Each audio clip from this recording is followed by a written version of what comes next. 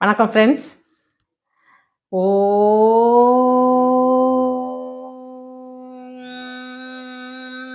நம சிவாய. ஃப்ரெண்ட்ஸ், சிவபெருமான் என்னப்பன் சிவபெருமானை நினைக்கும் போதே எப்பவுமே மனதுக்குள்ள உள்ளம் உருகிடுதுங்க. அதாவது காதலாகி கசிந்துருகி கண்ணீர் மல்க அப்படின்னு சொல்லுவாங்க இல்லையா? அத என் அப்பன் சிவபெருமான நினைக்கும் போதே எல்லோருக்கும் சிவ பக்தர்கள் அத்தனைக்குமே அதை போலதான் இருக்கும்.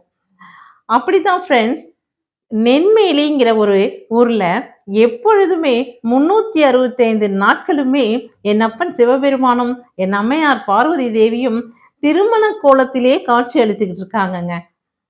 இந்த திருக்கோயிலை பத்தி தான் நம்ம இந்த பதிவுல பார்க்கலாம் அப்படின்னு சொல்லிட்டு ஃப்ரெண்ட்ஸ், அதற்கு முன்னால நான் எப்பவும் சொல்ற மாதிரி ஜெயகௌரி ஜோதிடாலயம் சேனலை முதல் முறையா பார்க்குறவங்களா இருந்தா நீங்க சப்ஸ்கிரைப் பண்ணிடுங்க. அதே போல பெல் ஐக்கானை கிளிக் பண்ணுங்க, லைக் பண்ணுங்க, அதே மாதிரி ஷேர் பண்ணுங்க.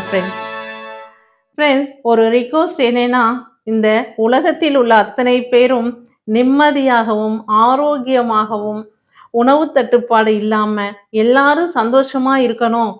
போர் நிறுத்தணும். முதல்ல அமெரிக்காவுக்கும் ஈரானுக்கும் நடக்கக்கூடிய போர், உக்ரைனுக்கும் ரஷ்யாவுக்கும் நடக்கக்கூடிய போர், இந்த போர்கள் எல்லாம் நிக்கணும்.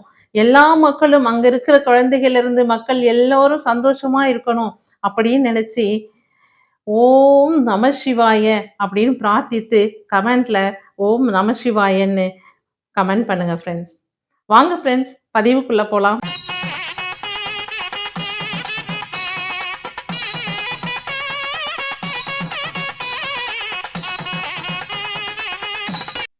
செங்கல்பட்டு மாவட்டத்துல திருக்கழுக்குன்றம் வட்டத்துல தான் இந்த நென்மேலிங்கிற ஒரு ஊர் அமைஞ்சிருக்கு.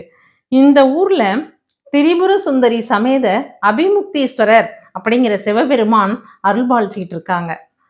இந்த கோவில் 12ஆம் நூற்றாண்டிற்கு முன்னரே இருந்திருக்கு அப்படின்னு சொல்றாங்க. அதாவது இந்த கோவிலுக்குள்ள இருக்கிற 2 கல்வெட்டுக்கள்லையும் இதை பற்றி போட்டிருக்காங்க. அதுல 12ஆம் நூற்றாண்டுல விக்கிரம சோழன் அப்படிங்கிற மன்னரால இந்த கோவில் பரிபாலனம் செய்யப்பட்டிருக்கு. அதற்கு அப்புறமா மாரவர்ம பாண்டியன் அப்படிங்கிற மன்னராலையும், அதாவது சோழ பாண்டிய மன்னர்களால இந்த கோவில் கட்டப்பட்டு அது பராமரிக்கப்பட்டு பூஜைகள் எல்லாம் நடத்தப்பட்டு வந்திருக்கு. 6 கால பூஜைகளோட மிக சிறப்பா அந்த காலத்துல நடத்தி இருந்திருக்காங்க. 12ஆம் நூற்றாண்டுக்கு முன்னால இங்க பக்கத்துல இருக்கக்கூடிய மலை மேலதான் நம்ம அபிமுக்தீஸ்வரர் இருந்து அருள் புரிஞ்சிட்டு இருந்திருக்காரு.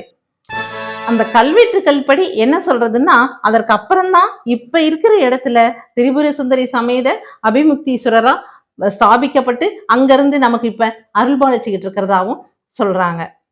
இதுல இன்னும் ஒரு விசேஷம் என்ன அப்படின்னு சொன்னா, இந்த சிவன் கோவில்ல இருக்கக்கூடிய உற்சவர் இருக்காரு இல்லைங்களா?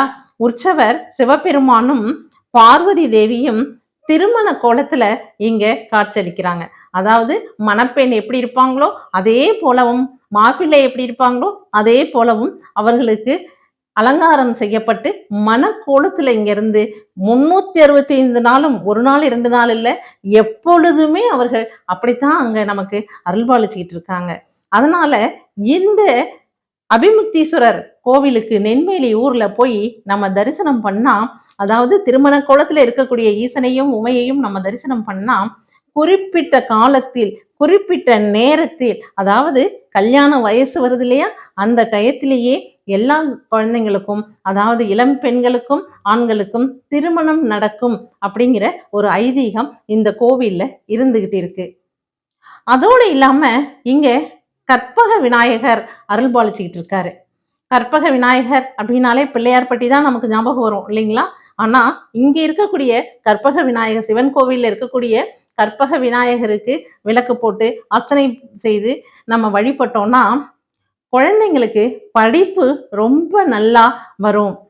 என்ன பையன் படிக்க மாட்டேங்கிறான், இல்ல எழுதிடுறான் ஆனா பாஸ் மார்க் வர மாட்டேங்குது, இல்ல நல்லா படிச்சு எழுதுனா ஆனா அவன் நினைச்ச மார்க் வரலன்னு ஃபீல் பண்றான் அப்படிங்கிறவங்க எல்லாருமே இந்த கற்பக விநாயகருக்கு விளக்கு போட்டு நம்ம வழிபாடு நடத்தினா சிறப்பா நடக்கும் அப்படின்னும் சொல்றாங்க.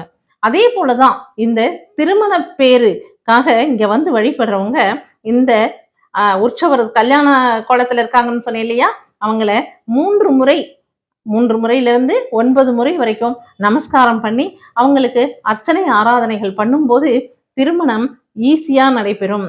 அதாவது குறித்த காலத்தில் நடைபெறும். அந்த வயசுல நடக்கணும் இல்லைங்களா? அதுல இருந்து தானே பேரண்ட்ஸுக்கு ரொம்ப மனசு கஷ்டப்பட்டுட்டு இருக்காங்க. இது எல்லாமே அபிமுக்தீஸ்வரரை கண்டா நமக்கு நடக்கும் அப்படின்னு சொல்றாங்க. இன்னொன்னு ரொம்ப முக்கியமான ஒண்ணு என்னன்னா, எல்லா சிவன் கோயில்லயும் இருக்கக்கூடிய அத்தனை மூர்த்தங்களும் இருக்காங்க.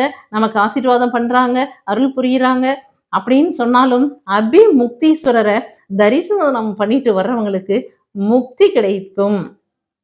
முக்தீஸ்வரரை நம்ம வணங்கிட்டு வரும்போது நமக்கு முக்தி கிடைக்கும். இந்த ஜென்மத்திலிருந்து நம்ம விடுபடும் போது அடுத்த ஜென்மம் நமக்கு இருக்காது. மோட்சம் கிடைச்சிரும், முக்தி கிடைக்கும்.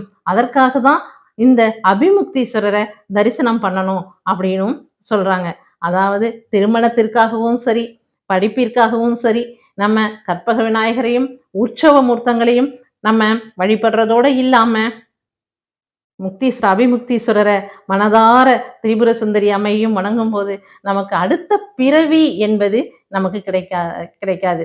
வேண்டாம் தானே நம்மளே நமக்கு வணங்கிட்டு இருக்கோம்.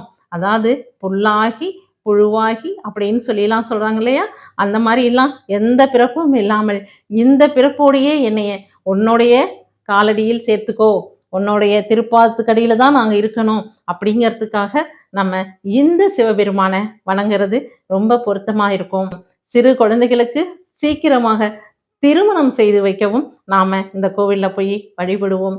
கற்பக விநாயகரை வழங்கி நம்ம நல்ல படிப்பை குழந்தைங்களுக்கு கொடு அப்படின்னு சொல்லி வேண்டிக்கிட்டு வருவோம். ஏன்னா கல்வி தானே எல்லாத்துக்கும் முன்னாடி கொண்டு போய் நிறுத்துறது. எவ்வளவு பணம் காசு நம்ம சம்பாதிச்சு வச்சிருந்தாலும் குழந்தைங்களுக்கு கல்வி அறிவு தான் முக்கியம் இல்லையா?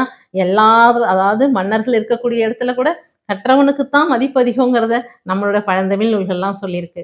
அதனால படிப்பு கொடுக்கறதுக்காக கற்பக விநாயகரையும் வணங்கிட்டு வருவோம். திரிபுர சுந்தரி சமேத அபிமுக்தீஸ்வரர் கோவில் நென்மேனிங்கிற ஊர்ல இருக்குன்னு சொன்னோம் இல்லையா? இந்த ஊருக்கு எப்படி போகணும் அப்படின்னு சொன்னா, செங்கல்பட்டியிலிருந்து கல்பாக்கம் போற வழியா இருந்தாலும் சரி, இல்ல செங்கல்பட்டியிலிருந்து மாமல்லபுரம் போற பஸ்ஸுகளா இருந்தாலும் சரி, எந்த பஸ்ல போனாலும் நம்ம நென்மேலி ஊரை சென்றடைஞ்சிக்கலாம். அங்க போய் அபிமுக்தீஸ்வரரை வணங்கிட்டு எல்லாருக்கும் நல்லது நடக்கணும், ஆரோக்கியமா இருக்கணும் அப்படின்னு வேண்டிட்டு வருவோம் ஃப்ரெண்ட்ஸ். வாங்க ஃப்ரெண்ட்ஸ், ஒரு முறை நாம நென்மேலி கிராமத்துக்கு போயிட்டு வருவோம். ஓகேங்களா? ஒரு நல்ல பதிவை சொன்னேன்னு நினைக்கிறேன். திரும்பவும் வேற ஒரு பதிவில் நம்ம சந்திப்போம் ஃப்ரெண்ட்ஸ். பாய்.